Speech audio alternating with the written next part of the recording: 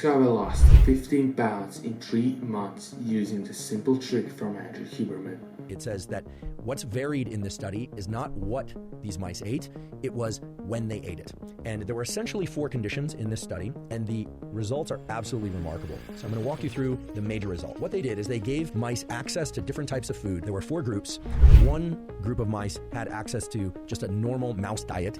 And if you allow them to eat that stuff, what's called ad libitum, whenever they want, you just keep it in their food 24 hours a day, they will eat sometimes and then they won't eat at other times. Or in this case, they also had a condition where they gave them mouse chow in a time-restricted way, just for a certain number of hours each day, about 8 hours. Or they gave them a high-fat diet. That was a separate group, got a high-fat diet at any time they wanted. So this was kind of the carnival for mice, because mice really like high-fat, highly palatable foods, and so they got a lot of goodies and high-fat in their food.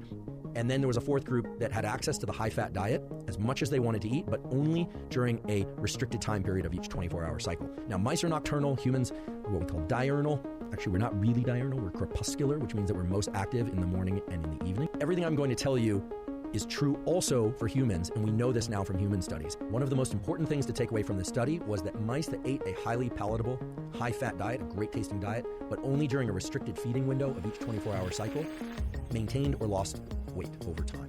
Whereas mice that ingested the same diet, same amount of calories, but had access to those calories around the clock, gained weight, became obese, and quite sick.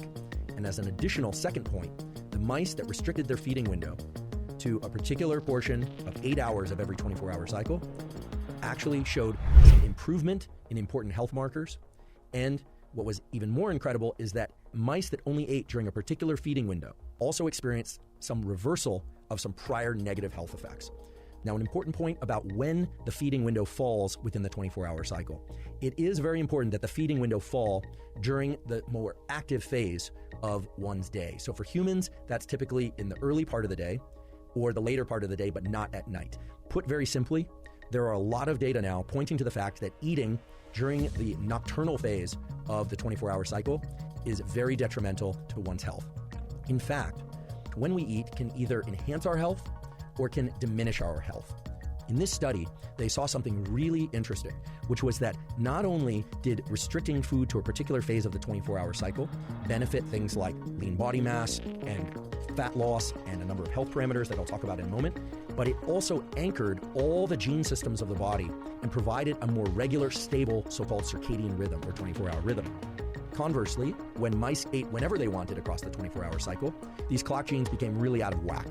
And the negative health consequences were the downstream result of these changes in these clock genes. This has now also been shown to be true for humans. So if you want to be healthy, you want your organ health, your metabolic health to be entrained properly, eat at the appropriate time of each 24-hour day. We're talking about schedules of time-restricted feeding that involve a window of feeding that falls during your more active phase, so during the daytime. Putting aside people that work shift work, during the daytime is when you want to eat.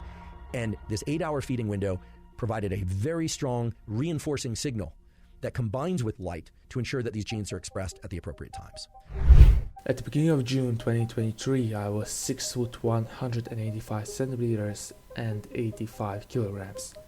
And at the end of September or beginning of October, I was 185 centimeters and 79 kilograms, which means I lost around 6 kilograms in total in the span of 3 months. At the time, I wasn't doing any cardio nor any specific exercise.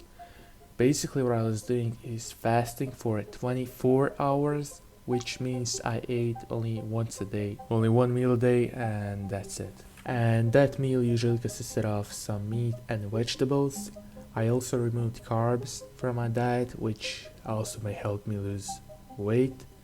And that meal that I ate had around 2,000 calories, sometimes more, sometimes less, but it was around 2,000 calories. And for my exercise, I was weightlifting. I was doing basic push-pull leg split, and I trained around 3 times a week and had rest days in between my workout sessions, which gave my muscles and my nervous system around 48 hours to recover. Some benefits that I've experienced in these 3 months from doing 24-hour fast is that I noticed that I was more able to focus during the day even though I was hungry all the time. but my mind was more clear because it wasn't spending all its energy to processing food all the time, so I didn't look like a zombie the whole day because your glucose is high and you have brain fog and you're moody and you're lethargic and all these bad things. So it enabled me to be more focused during the day. And also one of the benefits from intermittent fasting is that it boosts your HGH, or human growth hormone, which is a very powerful hormone that you want more of. The hormone is declining as you age, so we want to boost it as much as possible. That hormone is responsible for growth in children and organs also. It regulates sugar and fat metabolism and possibly heart function, your recovery, and many other things. So basically you want that hormone to be as high as naturally possible. So if you look at the average human, he does around 8-hour fast every single day, which is usually done during its sleep. So what you want to do, or what your goal should be, is to extend that fasting window to maybe 12 hours and then gradually expand it over time. So then you expand it to 14 hours, then 15, and of course you can do it like me where you eat only once a day, but you don't have to do that. 16 hours is completely fine. And of course it will be hard at the beginning, but gradually over time you will get more used to hunger and it will be more easier to deal with it. So what I recommend you to do is to start slowly, because you were probably never used to being hungry for that long period of time. So like I said, gradually expand it over time. I will also make another video showing you what I eat during the day on my no carb diet. So if you're interested in that, make sure you like and subscribe and turn on notification bell so you don't miss that video. So yeah, hope you enjoyed this video and see you soon.